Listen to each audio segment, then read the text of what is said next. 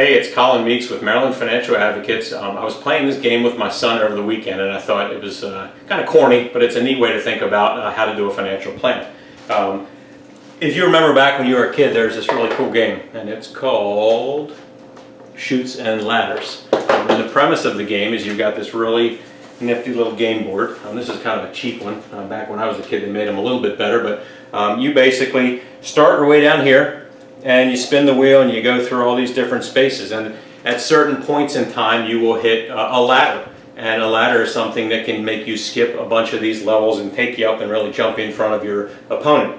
And then at certain points of time, if you hit one of these chutes, you could sort of be right here and almost be winning the game, and then you hit the chute and you go wind up all the way back down at the bottom. So it's a fun game. We have a lot of fun with it and play with a lot of hooting and hollering and everything, but it got me to thinking from a financial from a financial planning standpoint, we do hit these chutes and ladders throughout our lives. An example of a ladder might be you get an inheritance, you get a new job, you have a child, all these things that sort of take you up and really have a really positive impact on your life.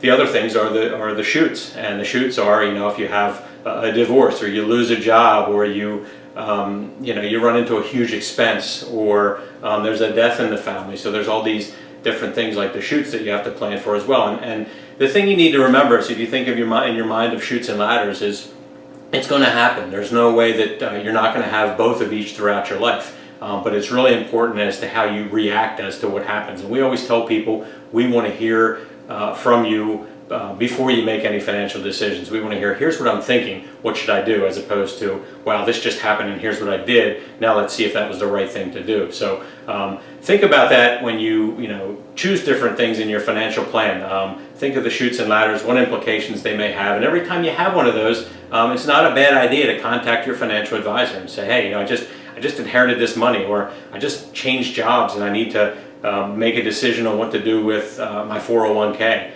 There's all different kinds of things that are going to happen throughout your life. So if nothing else, I'd recommend going and pick up a box of chutes and ladders and play it. It'll bring you back to your childhood, and we have a lot of fun doing it. But from a financial planning standpoint, if you have any questions, if you hit any of those chutes and ladders, please feel free to get in touch. We're more than happy to share what we know, and if we can help you in any way, we're happy to do that as well. So thanks for watching, and I'll talk to you soon.